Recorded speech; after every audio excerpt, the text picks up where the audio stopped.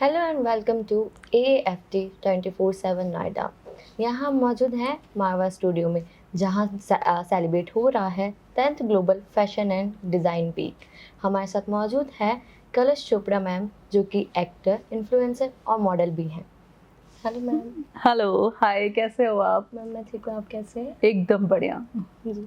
So ma'am, आज आपने अभी देखा कि आप यहाँ पे AFT में एज अ गेस्ट बन के आ रहे हैं, तो आपको कैसा उस टाइम पे फील हुआ? बहुत अच्छा लगा बिकॉज़ ये मेरा पहला एक्सपीरियंस नहीं है। मैं काफ़ी बार आ चुकी हूँ एएफटी और यहाँ जब भी आती हूँ, यहाँ का टैलेंट देखकर हमेशा अमेज़ हो जाती हूँ बिकॉज़ यहाँ के जो स्टूडेंट्स हैं, वो इतने ज़्यादा टैलेंटेड हैं कि मुझे ऐसा लगता है कि कई बार बड़े-बड़े डिज़ाइनर्स को भी उनसे कुछ सीखना चाहिए। हर बार कुछ नया होता है, अच्छे डिज़ाइन्स होते हैं और जो बच्चे मॉडलिंग कर रहे होते हैं, जिन्होंने उनके कपड़े पहने होते हैं, वो भी बहुत ही कॉन्फिडेंट लगते हैं। तो मुझे लगता है कि हमारा फ्यूचर बहुत सेफ हैंड्स में है। जी। कई मैम, इसका ये रीज़न तो नहीं कि इनकी क्रिएटिविटी और क्रिएटिव माइंड देख के आपको खींच लेते हैं ये लोग, आप इन मतलब अपनी तरफ आपको? ऑब्वियसली, डेफिनिटली बिकॉज़ इतना टैलेंट अगर आपको देखने को मिलेगा, तो आपका मन करेगा ना कि आप और देखो बिकॉज़ अच्छी चीज़ तो किसको नहीं अच्छी लगती। ज़रूर मैम। हुँ। तो मैम, ये आपके जर्नी के बारे में जानते हैं कि आप एक्टर भी हैं, इन्फ्लुएंसर भी हैं, मॉडल भी हैं। तो इसके बारे में आप कुछ बताइए? मैं जब 12 साल की थी, तब से मैं थिएटर कर रही हूँ जी। और थिएटर का सीन ऐसा हुआ था कि जैसे समर वेकेशन थी, तो जैसे सब बच्चे अलग-अलग जगह जाते हैं, नानी के घर जाते हैं, गेम्स खेलने जाते हैं, तो मेरे घर के पास में थिएटर शो हो रहा था। तो I wanted to participate in that. तो मैंने पार्टिसिपेट किया और एज़ अ पहला शो मैंने एज़ अ चाइल्ड आर्टिस्ट किया था। बट वो शो इतना अच्छा था, उसमें मुझे नेगेटिव कैरेक्टर दिया गया था मेरे पहले ही शो में एंड आई प्लेड मैडम ब्रूस्ट। वो अनाथालय की वार्डन का कैरेक्टर था, ओह! जो कि बहुत ही खड़ूस सी थी, जो बच्चों से उनके हाथ से खाना-वाना भी छीन लेती ये थी। बहुत टफ रहा होगा तो मैम वैसे। Definitely it was very tough because मैं आप देख रहे हो मैं बहुत जॉली हूँ और मेरे लिए वो जी। कैरेक्टर करना दैट वाज़ रियली डिफिकल्ट क्योंकि वो बहुत खड़ूस सा रोल था। ओके। बट टचवुड बहुत अच्छा निकला, वो रोल बहुत अच्छा किया कि मेन शो के बाद जितने भी और बच्चे थे छोटे, वो मुझसे डर रहे थे क्योंकि उनको लग रहा था कि मैं सच में बड़ी खतरनाक हूँ। उसके बाद जो वहाँ के सीनियर्स थिएटर पर्सन्स थे, उन्होंने मुझे अप्रोच किया फॉर द प्रोफेशनल थिएटर। ओह! तो मेरे शहर में मैं हूँ, मेरा होम टाउन प्रयागराज है। हुँ, हुँ। तो मेरे शहर में I am the only one जो कि ग्रेजुएट लोगों के बीच में एक 12 साल की लड़की प्रोफेशनल थिएटर कर रही थी। जी। तो मेरी जर्नी वहीं से स्टार्ट हुई और उसके साथ-साथ थिएटर के साथ-साथ मैंने अपने लोकल चैनल्स में वहाँ पे मैंने काम किया। मैंने टेलीफ़िल्म्स किए और साथ में मैंने न्यूज़ चैनल्स में काम किया as anchor, as a news reporter. Apart from that मैंने म्यूज़िक वीडियोज़ किए। ओह! तो वो सब काम किया, फिर मैं मुंबई शिफ्ट हो गई थी। जी। मुंबई में भी मैंने बहुत सारे सीरियल्स में रेगुलर और कैमियो रोल्स किए, एड फ़िल्म्स किए, म्यूज़िक वीडियोज़ किए, फ़िल्म्स करी, हिंदी फ़िल्म्स करी जैसे Mumbai shooters, decent boy, old people और अभी एक नई फ़िल्म करी है मैंने उसका नाम ही भूल जाती हूँ मैं। जी। एक और फ़िल्म करी है, I am sorry with Makarand Deshpande, okay. उस फ़िल्म का नाम भूल गई हूँ मैं। कोई नहीं। बट हाँ, अभी एक और फ़िल्म शूट करके आई हूँ, डिफरेंट कैरेक्टर्स। ओह! लाइक मकरंद जी के साथ जो मैंने फ़िल्म की है, उस फ़िल्म के लिए मुझे एक दलित महिला का किरदार मिला है, जिसके लिए मुझे एकदम काला कर दिया गया। ओह! एकदम मेरा वो टचअप करते-करते दे वर लाइक और डार्क करो, करते-करते मुझे लगा था उन्होंने वो वनीला चॉकलेट से चॉकलेट बना दिया। तो इस तरह के एक्सपीरियंसेस हैं, काम करते रहते हैं and about influencing is like I personally believe हर इंसान की लाइफ कुछ ऐसी होनी चाहिए, जिससे कोई ना कोई कुछ सीख सके, कुछ हुँ। प्रेरणा ले सके। जी। और जब आप एक्टिंग की फील्ड में हो तो ऑटोमैटिकली आप सोशल फिगर हो जाते हो। आपको लोग देखते हैं, आपको फ़ॉलो करते हैं, तो जितने भी मैं नहीं कहूँगी बहुत सारे लोग फ़ॉलो करते हैं, लेकिन जितने भी करते हैं, अगर मेरी वजह से कोई 2 लोग, 4 लोग भी बदलाव ला सकते हैं, तो क्या बुराई है? ज़रूर। I always say one thing to in every podcast कि please no to tobaccos, no cigarettes, no alcohol, no hookah, no vape। क्योंकि ट्रस्ट मी लोगों को बड़ा कूल लगता है, मेरे फेलो इन्फ्लुएंसर्स हैं जो कि वेप बड़े मज़े से लेते हैं, हुक्का लेते हैं, कहते हैं पार्टी से मज़ा नहीं आता। यार हुक्का नहीं है पार्टी में, this is so boring. Mostly ma'am, अभी जेन ज़ी जनरेशन जैसे देख हाँ। रहे हैं, बहुत सारी चीज़ों में ये आ जाते हैं माइंड में, उनके मतलब बचपन से हम देखते हैं कि उनके दिमाग में ऐसा बट चीज़ आ पता नहीं जाती है। क्यों पेरेंट्स को भी रोकना चाहिए क्योंकि शायद बच्चों को ये नहीं पता है कि अगर आप 1 घंटा हुक्का करते हो ना, तो वो 100 सिगरेट से भी ज़्यादा खतरनाक है। तो मेरी खुद की बर्थडे पार्टीज़ मैं सिर्फ़ उन लोगों को बुलाती हूँ क्योंकि बहुत सारे लोग ऐसे हैं जो मेरी पार्टीज़ में अगर आएँगे तो उनको कुछ ऐसा नहीं मिलेगा क्योंकि ना तो मैं स्मोक करती हूँ, ना ड्रिंक करती हूँ, ना हुक्का लेती हूँ, ना ही वेप लेती हूँ। तो ठीक है यार मैं बोरिंग हूँ, चलेगा। बट मुझे चाहिए कि मेरी साथ वो लोग शामिल हों जो मेरी खुशी में मेरे साथ शामिल हैं, ना कि ये सिर्फ हुक्का लेकर एक कोने में बैठ गए और जो चीज़ इतनी हार्मफुल है मैं उसे क्यों प्रमोट करूँगी, नहीं मैं उसे प्रमोट कर ही नहीं सकती हूँ। तो मैं चाहती हूँ कि यार कोई भी समझ जाओ हुक्का इज़ नॉट गुड। अगर मेरे एज ग्रुप के लोग हैं तो यार आप लोग पीते हो, छोड़ दो यार, इट्स नथिंग गुड। और अगर बच्चे देखें तो प्लीज़ मैं यही बोलूँगी कि कुछ भी कूल नहीं है ये। कूल तब होगा जब आप हेल्दी रहोगे। हेल्दी रहोगे तो आप सारे फैशन कर सकते हो, सब कुछ कर सकते हो, जो आप लाइफ में बनना चाहते हो बन सकते हो। लेकिन अगर आप ये कूल बनने के चक्कर में रहोगे ना तो 100 बीमारियां हो जाएंगी। तो be healthy. Yes ma'am. So ma'am आपने इतने सारे एक्टर्स मतलब सारी इतनी सारी एक्टिंग आपने करी है, उनके अलग अलग रोल्स प्ले हाँ। करे, तो आपकी लाइफ में भी इन लोगों ने कुछ चेंजेस, ये एक्ट्रेस की कुछ चेंजेस लाए होंगे आपकी लाइफ में जो आपने रोल प्ले किए हैं? डेफिनेटली। एक्चुअली एक्टिंग होती क्या है? Acting is all about empathisation. आप सामने वाले किरदार में जब तक खुद को उतारोगे नहीं ना तो आप कोई किरदार निभा नहीं सकते हो। अगर मुझे फॉर एग्जाम्पल मुझे आपका रोल करना है तो मुझे आपको समझना होगा कि आप क्या कैसे हो। क्या नाम है आपका? दीपिका। दीपिका कैसे सोचती है, दीपिका एज अ पर्सन कैसी है। तो जब तक मुझे ये नहीं पता होगा मैं दीपिका का कैरेक्टर नहीं निभा सकती। तो इट्स ऑल अबाउट एम्पैथाइजेशन। तो डेफिनेटली हर नए किरदार से आपको कुछ ना कुछ सीखने को तो मिलता ही है। तो मैम आपने बताया कि आपका फर्स्ट रोल था वार्डन, स्ट्रिक्ट वार्डन। हाँ जी। तो उसके बाद आपकी लाइफ में जैसे आपकी मतलब आप बहुत ज़्यादा ऐसे कूल और शांत ऐसे रहते हैं, तो उससे भी आपकी लाइफ में कुछ इफेक्ट पड़ा हो वो रोल प्ले करने के नहीं, बाद? आई थिंक एक्टर्स इस मामले में ब्लेस्ड होते हैं कि वो किरदार को किरदार की तरह ही समझते हैं मेरे हिसाब से। अगर ऐसा नहीं होगा ना तो जैसे अभी आपने देखा एक नई मूवी आई है धुरंधर, उसमें रणवीर सिंह ने कितना वॉयलेंट रोल किया है। तो अगर ऐसा ही होता तो वो पर्सनल लाइफ में भी वॉयलेंट हो जाते, है ना। तो एक्टर के अंदर यही एबिलिटी होती है, तभी वो एक्टर होता है कि उसको अलग अलग किरदारों को अपनी पर्सनल लाइफ से दूर रखना आता है। और सबसे बड़ी बात ये होती है कि जो भी हम किरदार निभाते हैं ना वो हम सिर्फ पर्दे पे निभाते हैं, पर्सनल लाइफ से हमारा उसका कोई लेना देना नहीं होता। लेकिन हाँ, जब आप वो रोल कर रहे होते हो तो आप उस चीज़ को एम्पैथाइज करके उसको प्ले कर रहे होते हो। तो दैट इज इम्पोर्टेंट। तो मैम कभी ऐसा कोई आपके पास रोल आया है और आपने कुछ ऐसा किया हो जो आपके लिए ना बहुत टफ रहा हो करने के लिए, कि उसमें थोड़ा टाइम लगा हो, आपको बहुत सोचना पड़ा हो कि हाँ ये रोल थोड़ा अलग है, और कुछ ऐसा कोई रोल जिससे आप इमोशनली टच हो और आपको बहुत ज़्यादा अच्छा लगा हो वो रोल? इमोशनल टच तो मैं कह सकती हूँ, मेरी फिल्म थी मुंबई शूटर्स, उसका रोल मुझे बहुत पसंद था बिकॉज उसमें मेरे भाई की जो है मर्डर हो जाता है उसका, और उसके बाद फैमिली को संभालने के लिए मैं चुपचाप बिना अपने घर वालों को बताए रात को चुपचाप जाती हूँ हॉस्पिटल में एज अ नर्स की जॉब करने। और बाद में कुछ लोग होते हैं, स्टोरी ऐसी होती है, कुछ लोग होते हैं वो मेरे माँ बाप को भड़का देते हैं कि आपकी लड़की रात को पता नहीं क्या करने जाती है। और मेरे पेरेंट्स जो बने होते हैं वो उनकी बातों में आ जाते हैं, रात को थप्पड़ उप्पड़ पड़ता है, ओरिजिनल थप्पड़ का सीन था वो फिलहाल। तो उसके बाद फिर मैं रोती हूँ, एक इमोशनल मोनोलॉग था काफ़ी लंबा कि मैं लड़की हूँ इसलिए मुझ पर इतने सवाल उठ रहे हैं, भैया भी तो काम पे जाते थे ना तो उन पर तो कोई सवाल नहीं उठाता था। तो ब्ला ब्ला ब्ला लंबा मोनोलॉग था वो, बहुत प्यारा खूबसूरत सा कैरेक्टर था। और क्योंकि मेरी पर्सनल लाइफ में भी मेरे डैड जो हैं वो, मैं 15 ईयर्स की थी तब उनको heart attack, brain haemorrhage, paralysis, बहुत कुछ हो गया था।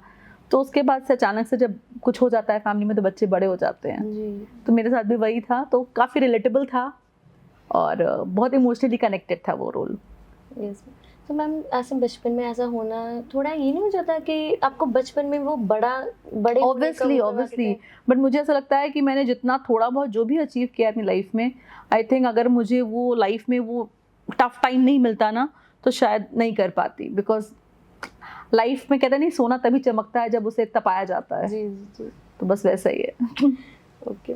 सो मैम यहाँ पे भी अभी बहुत सारे बच्चे अपना एक्टिंग का कोर्स परस्यू कर रहे हैं और कुछ करके चले गए हैं, बहुत अच्छा भी कर रहे हैं अपनी लाइफ में कुछ, तो उनके लिए आप कुछ कहना चाहें जो अभी कर रहे हैं कि उनको क्या चीज़ें करनी चाहिए, क्या नहीं करनी चाहिए अपनी लाइफ में? बिल्कुल, ये बहुत अच्छा सवाल है। मैं यही कहूँगी कि देखो पहले तो किसी की बातों में मत आओ। अगर किसी ने आपको अड़ोसी पड़ोसी ने बोल दिया अरे भाई तू बड़ा चिकना लग रहा है, बड़ी सुंदर लग रही है, तू पक्का हीरो बनेगा, पक्का हीरोइन बनेगी, तो ऐसा नहीं होता है। एक्टिंग सुंदर लगने से बहुत अलग है। एक्टिंग एक ऐसी चीज़ है, मेरा मानना है, हो सकता है आप मेरे साथ वाकिफ़ रखें ना रखें, पर मेरा मानना है जो कलाकार होता है ना, चाहे वो सिंगर हो, डांसर हो या एक्टर हो, उसे बनाया नहीं जा सकता, उन्हें निखारा जा सकता है। कलाकार पैदा होता है। अगर आपके अंदर वो बात है, अगर आपके अंदर एक्टिंग है, डांस है, म्यूजिक है, तो आपको सही गुरु चाहिए जो उसे निखार सके। जी। लेकिन आप ये सोचो कि आपको कोई बोले और आप बन जाओ, तो आई डोंट बिलीव दैट, ऐसा नहीं हो सकता। तो अगर आपके अंदर वो बात है तो उसे निखारने की आवश्यकता है। थिएटर कीजिए, प्रैक्टिस कीजिए, because practice makes a man perfect, और जितना आप अपने आप को निखारेंगे उतनी खूबसूरती से आप बनेंगे। सो मैम कुछ ऐसी बातें जो कि बच्चे ना कभी उनको लाइफ में ना मतलब कुछ बच्चे ऐसे होते हैं ना कि उनको आगे पहुंचने के लिए बहुत ज़्यादा ना स्ट्रगल करना पड़ता है उनकी लाइफ में, तो कहीं पे ना कोई ऐसा पॉइंट आता है जहाँ पे उनको ना ऐसा लगता है कि नहीं अब नहीं हो पा रहा, हमें गिव अप कर देना चाहिए, नहीं हो पाएगा, कुछ ऐसी चीज़ें आती हैं उनकी लाइफ में, तो उसके लिए आप कुछ उनको कुछ सजेस्ट करना चाहें? पहली चीज़ तो हार माननी नहीं चाहिए। अगर आपको खुद पर भरोसा है कि आपके अंदर वो काबिलियत है, वो बात है कि आप बन सकते हो, तो आपको कोई रोक नहीं सकता। रही बात समय की, तो समय कई बार टफ भी होता है, कई बार आपकी परीक्षाएं भी ली जाती हैं, लेकिन अगर आप में काबिलियत है तो आपको कोई भी नहीं रोक सकता। दूसरी चीज़ ये है कि अगर आपको लगता है कि आपके अंदर वो काबिलियत कम है बट आपकी इच्छा है, तो किसी इच्छा को लेकर के खुद को किसी जगह रोकिए मत, क्योंकि बहुत दरवाजे होते हैं। क्या पता कि आप जिस चीज़ के लिए खुद को रोक रहे हो, आप कहीं दूसरे दरवाजे पे उससे कहीं ज़्यादा आगे पहुंच सकते हो, कहीं ज़्यादा सक्सेस पा सकते हो। तो इसलिए कभी भी खुद को बाउंड भी नहीं करना चाहिए। अगर आपको लगता है कि आपसे नहीं हो पा रहा है, पहली चीज़ अगर आपको बिलीव है तो डू इट, और कहीं अगर खुद पर डाउट है तो रोको मत। बहुत सारे रास्ते हैं। कई बार हो सकता है कि आपके अंदर डायरेक्टर बनने की काबिलियत हो, कोरियोग्राफर बनने की काबिलियत हो, कैमरा पर्सन बनने की काबिलियत हो, तो ज़रूरी नहीं कि आप एक्टर ही बनोगे। There many many fields. तो खुद को रोकिए मत, खुद को मौके दीजिए, आपको डेफिनेटली सक्सेस मिलेगी। जी।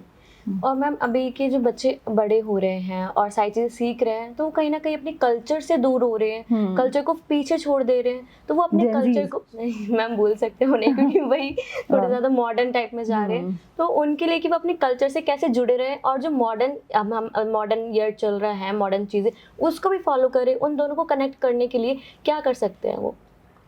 बच्चों के साथ तो यही कहूँगी कि घर के माहौल की भी बहुत ज़्यादा इम्पोर्टेंस होती है, बिकॉज़ आज के टाइम में हम बच्चों को ही दोष क्यों देते हैं? हम अपने पेरेंट्स को देख लें और खुद को देख लें तो भी तो कितना फ़र्क है।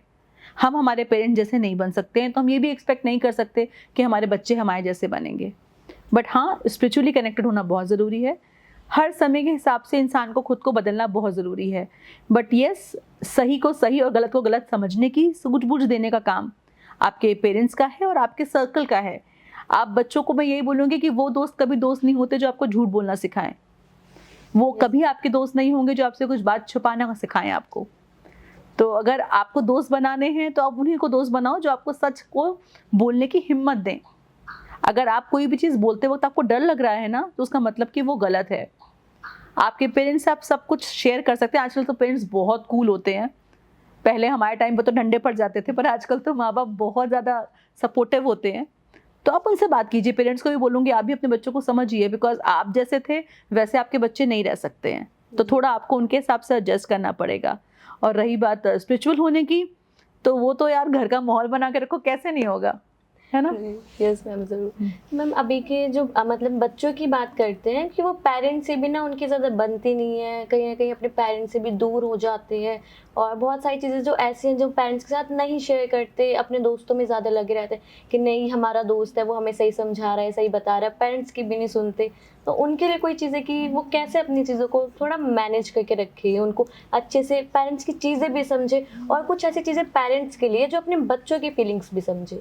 मैंने यही पॉइंट्स मैंने पहले भी क्लियर किए हैं कि इसमें दोनों को समझने की ज़रूरत है। सिर्फ बच्चों को ही नहीं, पेरेंट्स को भी समझने की ज़रूरत है। क्योंकि कई बार ऐसा होता है ना कि बच्चे तभी बात छुपाते हैं जब उनको लगता है कि उनके पेरेंट्स उन्हें नहीं समझेंगे। अगर पेरेंट्स आपको समझेंगे तो बच्चे क्यों छुपाएंगे, जी। है ना? बच्चों को डर लगता है कि हमने ये बता दिया कि मैंने ये गलती की है तो मम्मी पापा डांटेंगे। गलती करने दो ना, गलती करेंगे तभी तो सीखेंगे। जी। तो इतना बच्चों को भी ये बिलीव होना चाहिए कि हमने गलती की है तो कोई बात नहीं, हमारे पेरेंट्स हमारे साथ खड़े हैं, है ना? तो अगर हम उन्हें गलती करने का मौका देंगे तो वो हमसे ही सब कुछ शेयर करेंगे। और ज़्यादा अच्छी बात ये रहेगी कि वो बाहर अपने दोस्तों के साथ गलत संगत में या गलत चीज़ें नहीं सोच पाएंगे, क्योंकि उनको पता होगा कि दोस्त तो बात की बात है। हमारी फैमिली में मम्मी है, घर पे डैडी हैं, अगर हमने उनसे शेयर किया गलती की है तो कोई बात नहीं, वो हमें सपोर्ट कर रहे हैं। पर अगर हमें ये पता चला गलती की है तो तुरंत एकदम गुस्से वाला रूप दिखा दिया, या मार्क्स कम आए तो ये नंबर क्यों कम आए। जी जी होता है, mostly नंबर्स हो जाता है। नंबर्स नहीं डिसाइड कर सकते इंसान की लाइफ में कि वो सक्सेसफुल होगा या नहीं होगा। आई थिंक नंबर की नॉलेज से इम्पॉर्टेंट होता है कि आपकी लाइफ को लेके नॉलेज कैसी है। नॉलेज आपको दुनियादारी के बारे में, घर के बारे में, सोसाइटी के बारे में, करंट अफेयर्स के बारे में। आप अपने पेरेंट्स के साथ वो फ्रेंडली बना के रखो ना गैप। इवन पेरेंट्स को भी यही बोलूँगी कि बच्चों के साथ वो टाइम नहीं रहा कि आप सोचो कि हम पेरेंट्स हैं। आजकल माँ को, बाप को, दोनों को मिलके बच्चों को बॉटअप करना होता है। ये नहीं कि सिर्फ माँ ही की जिम्मेदारी है, जी फादर को भी चाहिए कि वो भी बैठ करके शाम को अपने बच्चों से बात करें कि क्या उनके लाइफ में चल रहा है, क्या नहीं चल रहा है। सही गलत समझाने का फर्ज दोनों का है। और जिस घर में दोनों लोग मिल करके बच्चों को समझाते हैं ना, और एक पेज पे चलते हैं, एक पेज पे चलना बहुत ज़रूरी है। क्योंकि कई बार ऐसा होता है, मम्मी ने बोला हाँ, पापा ने बोला ना, या मम्मी ने बोला ना, पापा ने बोला हाँ। उस घर के बच्चे ना पेरेंट्स का बहुत फ़ायदा उठाते हैं। तो मैं यही बोलूँगी कि एक पेज पे रहिए। अगर आप एक पेज पे रहेंगे तो आपका बच्चा हमेशा आपके साथ रहेगा। जी ओके। सो मैम, हमारे लास्ट क्वेश्चन की तरफ चलते हैं कि उन मतलब बच्चों के लिए आप कुछ बताना चाहें जो यहाँ पे भी फैशन का वर्क कर रहे हैं, इंटीरियर का भी वर्क कर रहे हैं, और बहुत सुंदर सुंदर उन लोगों ने अपने ये कॉरिडोर के साइड में बहुत अच्छा अच्छा अपना एग्जीबिशन रखा है, अपने काम दिखाए, तो उनके लिए कुछ बातें, तो उनका आपको कैसा लगा? बिल्कुल, ये तो मैंने सबसे पहले ही बोला था कि एएफटी में मैं इतनी बार आ चुकी हूँ, और जब भी आती हूँ तो मैं बहुत अमेज़ हो जाती हूँ। बिकॉज़ जितना टैलेंट है ना यहाँ के बच्चों में, मुझे लगता है कि मारवा सर ने एकदम चुन-चुन के स्टूडेंट्स रखे हुए हैं। बिकॉज़ यहाँ के जो फैशन डिज़ाइनर्स हैं वो इतने अच्छे हैं कि मैंने पहले ही कहा कि बड़े-बड़े डिज़ाइनर्स को भी कुछ सीखना चाहिए उनसे। मॉडल्स भी बहुत अच्छी हैं। तो बहुत अच्छा काम कर रहे हो आप लोग, कीप इट अप। अपनी इस चीज़ को और निखारते रहो, सक्सेस दूर नहीं है। Thank you so much ma'am, इतनी अच्छी बातें बताने के Most लिए welcome. और इतने अच्छे टाइम के लिए। Thank you so much. Thank you. For more such videos, keep watching AAFT 24/7 Noida.